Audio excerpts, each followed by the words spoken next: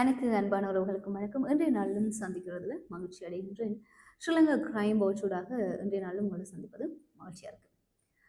இன்றைக்கும் நான் மிக முக்கியமான ஒரு தலைப்போடு தான் உங்களோட இணைந்திருக்க போகின்றேன். உண்மையிலே செம்மணி மனித புதைகுழியில் புதைக்கப்பட்டவர்கள் தமிழர்களால் கொல்லப்பட்டவர்களா என்ற ஒரு கேள்வி இங்க கேட்கப்பட்டிருக்கின்றது.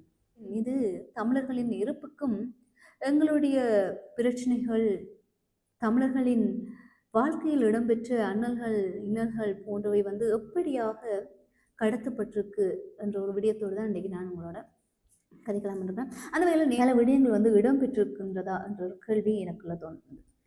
அவட தலைப்பு என்னன்னு பார்த்தா வடக்கில் காணாமலாக்கப்பட்டவர்களும் இந்த மனித புதைகுழியும் தான் அவட தலைப்பாக இருக்குங்க. அந்த வகையில் நிறைய விடயம் என்னோட கதைச்சு கொண்டிருக்கும் போது அவ கேட்ட ஒரு விடயம் வடக்கு கிழக்குல குறிப்பாக ஜாழ்ப்பாணத்துல சாதியம் என்ற ஒரு விடயம் காணப்படுது. எனவே இந்த செம்மணியில புதைக்கப்பட்டவர்கள் தமிழர்களால கொல்லப்பட்ட தமிழர்கள் தானே என்ற ஒரு கேள்வி என்னிட்ட கேட்டிருந்தான்.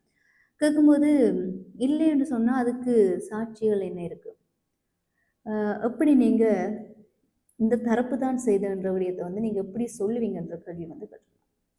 இப்படி கேட்கும்போது இதுக்கு எப்படி பதில் சொல்றன்ற தயக்கமும் முரண்பாடு இல்லாமல் இந்த பதிலை சொல்லணுன்ற தெளிவும் எனக்கு இருந்தது. அப்போ நான் சொல்லியிருந்தேன், கிருஷ்ணா அப்படி சொல்லும்போது இப்படிலாம் நாங்கள் யோசிப்போமான்ற ஒரு கேள்வி இருந்தது. அதை தாண்டி எனக்கும் சரியான விளக்கம் கொடுக்கணும், முரண்பாடுகளை தாண்டி இந்த விளக்கத்தை நான் கொடுக்க வேண்டிய கட்டாயம் எனக்கு இருந்தது. அப்போ நான் ஒரு விஷயத்தை தெளிவாக சொல்லியிருந்தேன். கிருஷாந்தி அக்காட வழக்கு நடைபெற்றிருந்தது. அதில் அந்த காலத்தில் ஜனாதிபதியாக இருந்து சாந்திரிகா அவர்கள் அம்மையார் அந்த வழக்கு எடுத்திருந்தாங்க. அதில் குற்றம் சாட்டப்பட்டவர்களுக்கான மரண தண்டனை கொடுக்கப்பட்டிருந்ததுன்ற விடயத்தை தெளிவுபடுத்திய பின்பு அவள் எந்த ஒரு விதமான கதையும் சொல்லலை. என்ன சொன்ன ஆதாரத்துடன் நிரூபிக்கப்படும் போது அது அவர்கள் தான் செய்தார்கள் என்ற ஒரு விடயத்தை அவள் அந்த மனநிலை ஏற்றுக்கொள்ளப்படுது.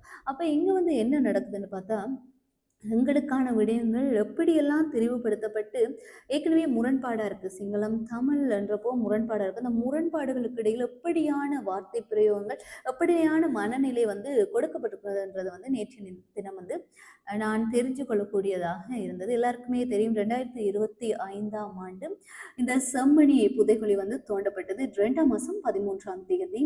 அதுவும் மின்சார தகனத்துக்காக தோண்டப்படும் போதுதான் மனித சிதிலங்கள் இருந்த காரணத்தால் அந்த இடத்தை உடனடியாக அந்த வேலைப்பாடை நிப்பாட்டிட்டு மாநகர சபைக்கு அறிவித்து விட்டு பிறகு பொலிசுக்கு முறைப்பாடு செய்யப்பட்டிருந்தது. அதில் 2 அகழ்வு ஆராய்ச்சி பணிகள் இடம்பெற்றிருந்தது எல்லாருக்குமே தெரிஞ்ச ஒரு விடயமாக இருக்கின்றது. அதை தொடர்ந்து இன்றைய நாளிலும் இதுக்கான வழக்குக்கான விடயம் இடம்பெற்று இருந்தது. அதாவது செம்மணிய மனித புதைகுழியின் 3ஆம் கட்ட அகழ்வு பணிகள் எதிர்வரும் 27ஆம் தேதி ஆரம்பிக்கப்பட போது ஏற்கனவே 2 அகழ்வு பணிகள் இடம்பெற்றிருந்தது. மொத்தமாக செம்மணி மனித புதைகுழியில இதுவரையில 2 கட்டங்களாக மேற்கொள்ளப்பட்ட அகழ்வு பணிகள் 240 மனித எண்புக்கூடுகள் எச்சங்கள் அடையாளம் காணப்பட்டது. அதுல 239 எண்புக்கூடு எச்சங்கள் அகழ்ந்து எடுக்கப்பட்டிருந்தது. இந்த வகையில் மேலும் எலும்புக்கூடுகள் அந்த பகுதியில் காணப்படுதல 3ஆம் கட்ட அகழ்வு பணிகளை முன்னெடுக்க வேண்டும் எனவும் அதற்காக 8 வார கால பகுதி வேணும் சட்ட வைத்திய அதிகாரி மன்றில் விண்ணப்பித்ததுக்கு அமைய 3ஆம் கட்ட அகழ்வு இடம்பெற இருக்கிறது. இந்த நிலையில பருவமழை மற்றும் காலநிலை காரணமாக போன வருடம் 2025ஆம் ஆண்டு செப்டம்பர் 6ஆம் தேதி இந்த 2ஆம் அகழ்வு பணி நிறுத்தப்பட்டிருந்தது. 2ஆம் கட்ட அகழ்வு பணியில் பார்த்தோம்னா 45 நாட்கள் முன்னெடுக்கப்பட்டிருந்தது இந்த அகழ்வு பணி. அந்த அகழ்வு பணி சுமார் 8 மாத கால பகுதிக்கு பின்னர் எதிர்வரும், அதாவது இப்போ நாங்கள் 4ஆம் மாதத்தில் இருக்கோம், ஏப்ரல் மாதத்தில் இந்த 27ஆம் தேதி தான் திரும்ப தொடங்குவதற்கான ஆயத்தங்கள் மேற்கொள்ளப்பட்டிருக்கிறதுன்றதை நாங்கள் தெரிஞ்சு கொள்ளக்கூடியதாக இருக்கும். அந்த வகையில் எங்களுக்கு ஒரு பழக்கம் இருக்குது. ஒரு விஷயம் நடந்துச்சுன்னு சொன்னால் அந்த காலப்பகுதி அந்த செய்தி முடிவு மட்டும் நாங்கள் அதை கேட்டுக்கொண்டு பார்த்துக்கொண்டிருப்போம். அதுக்கு பிறகு நாங்கள் என்ன செய்கிறோம்ன்ற ஒரு கேள்வி இங்கே காணப்படுது. நிச்சயமாக செம்மணியும் அப்படியான ஆரம்பத்தில் அதிகமாக பேசப்பட்டது, அதற்கான போராட்டங்கள் இடம்பெற்றிருந்தது, பல விடயங்கள் நடந்திருக்கு, நாங்களே பார்க்கக்கூடியதாக இருக்கும்.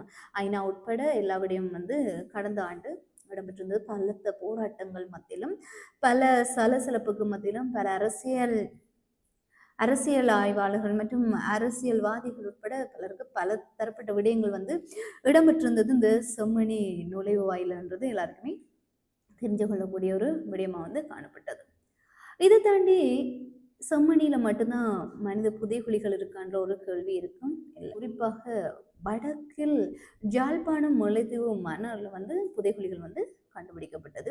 அதிலும் இப்போது அண்மையில் இடம்பெற்ற முஸ்லீம்களுக்கு எதிரான போராட்டம் என்று சொல்லி முஸ்லீம் மக்கள் வந்து புதைக்கப்பட்டார்கள் என்ற புதைகுழியும் வந்து தோண்டப்பட்டதாக வந்து சொல்லப்பட்டது. அதுவும் அங்கே உடலங்கள் சிதலங்கள் இல்லாத காரணத்தால மூடப்பட்டிருந்தது குறிப்பிடத்தக்கதாக இருக்கின்றது.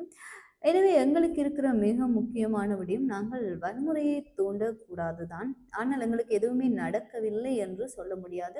அதிலும் தவறான தகவல்கள் வந்து பரப்புவதை வந்து ஏற்றுக்கொள்ள முடியாது.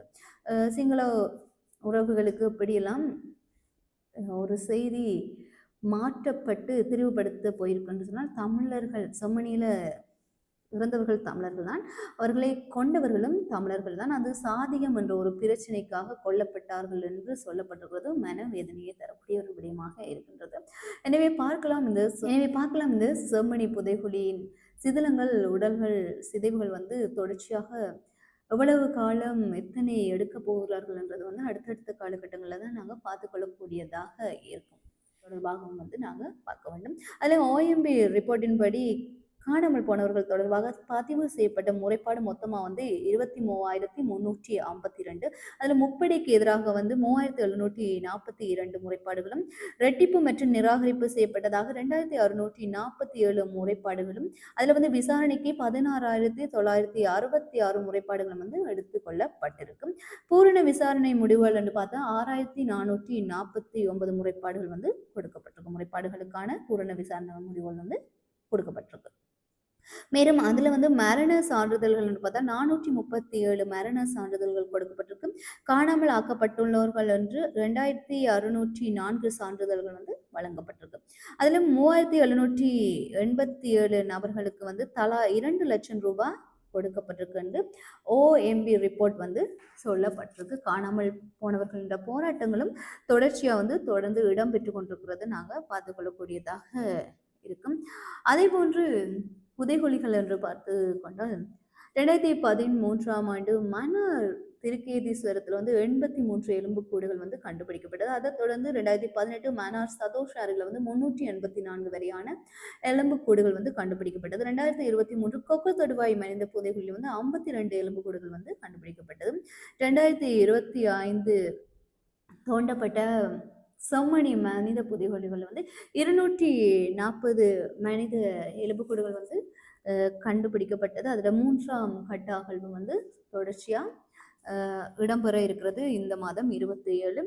எனவே தொடர்ந்தும் என்னென்ன மாதிரியான விடயங்கள் இடம்பெற இருக்கிறது என்பதையும் நாங்கள் பார்த்துக்கொள்ளக்கூடியதாக இருக்கும். தொடர்ந்தும் இன்னொரு விடயத்தையும் நாங்கள் பார்க்க வேண்டியது முக்கியமாக இருக்குது.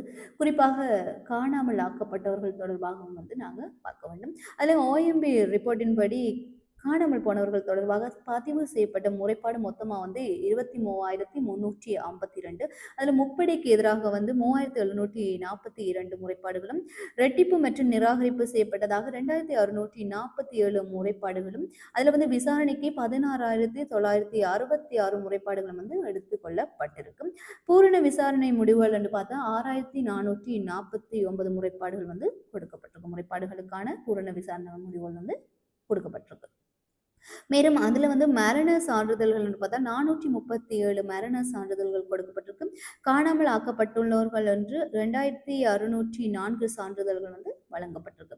அதுல 3,787 நபர்களுக்கு வந்து தலா 2 லட்சம் ரூபாய் கொடுக்கப்பட்டிருக்கு என்று OMB ரிப்போர்ட் வந்து சொல்லப்பட்டிருக்கு. காணாமல் போனவர்களின் போராட்டங்களும் தொடர்ந்து இடம்பெற்று கொண்டிருக்கிறது நாங்கள் பார்த்துக்கொள்ளக்கூடியதாக இன்றைக்கு இந்த வழக்கு நீதிமன்றத்தில் இடம்பெற்றிருந்தது. இது தொடர்பாக சட்டத்தடை நிரஞ்சன் அவர்கள் என்ன கூறுறார் என்ற விடயத்தையும், இன்றும் காணாமல் போன பிள்ளைகள் கிடைப்பார்களா என்ற ஏக்கத்தோடு இருக்கின்ற இந்த தாயின் உணர்வான கேள்விகளோடு நாங்கள் தொடர்ந்து இணைந்திருக்கக்கூடியதாக இருக்கும்.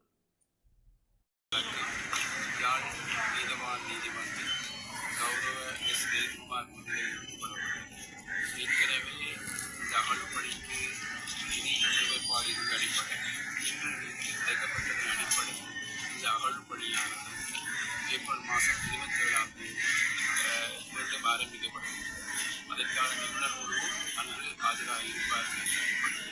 இந்த வழக்கானது 8:30 மணியளவில் செம்மணி இடைக்குடியில் அழைக்கப்பட்டு அன்றைய தினமே அகழ்பணி நடைபெற.